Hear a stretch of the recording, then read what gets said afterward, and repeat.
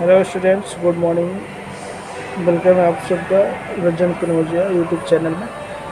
आज हम लोग गुड़हल के फ्लावर्स के बारे में स्टडी करेंगे और ये आपके सामने गुड़हल का ताज़ा फ्लावर है। इसको मैंने ये पेडिसल पार्ट से तोड़ा हुआ है। जैसा कि आप देख सकते हैं, सबसे नीचे का ये पार्ट जो है ये पेडिसल पार्ट है और इस पार्ट के जस्ट ऊपर जो है आपका ये एपिकैलिक्स है। एपिकैलिक्स के बाद कैलिक्स है, कैलिक्स के बाद करोला है, करोला के बाद में आपका इधर ये जो बीच का पार्ट है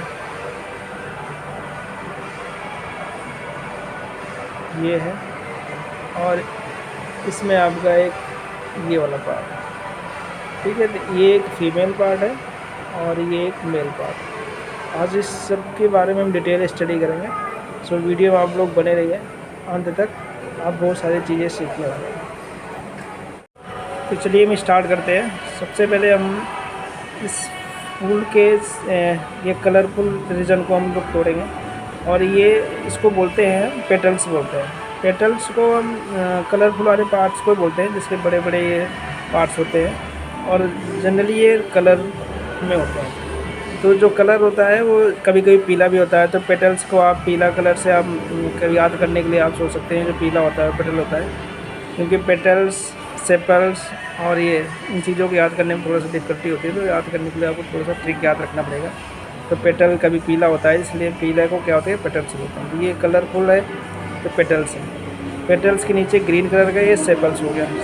सेपल्स के नीचे एक और छोटा सा पार्ट है, इसको हम बॉटनिकल लैंग्वेज में एपिकैलिक्स बोलते हैं। ऊपर वाले को कैलिक्स बोलते हैं और सबसे ऊपर वाले को करोला बोलते हैं। तो हम सबसे पहले एपिकैलिक्स को अलग करके देख लेते हैं। ये पूरा एपिकैलिक्स का पार्ट है। जनरली जितने कैलिक्स होंगे उतने ही एपिकैलिक्स होंगे।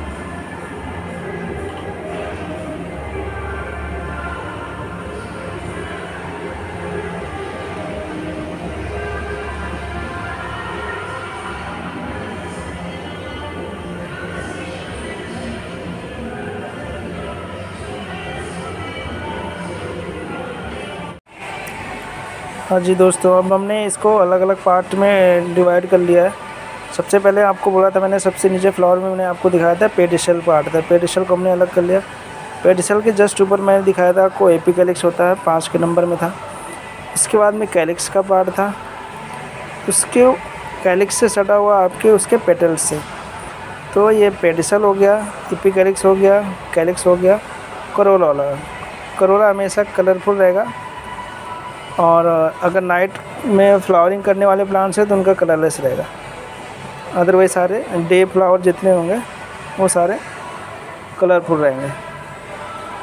डे प्लांट जितने कलरफुल रहते हैं उसका रीज़न ये है कि फ्लावरिंग प्लांट्स में जो कलरफुल रहते हैं वो इंसेक्ट्स को अट्रैक्ट करने के लिए कलरफुल रहते हैं। रात में इंसेक्ट्स को कलर करने के लिए, इंसेक्ट को अट्रैक्ट करने के लिए कलर की ज़रूरत नहीं हुई, क्योंकि अंधेरा रहता है तो उसमें खुशबू ज़्यादा होती है, तो खुशबू से इंसेक्ट अट्रैक्ट होते हैं। दिन में आप को इंसेक्ट को अट्रैक्ट करने के लिए कलरफुल होना पड़ता है फ्लावर्स को। तो ये रीज़न होता है कलरफुल और कलरलेस फ्लावर्स में।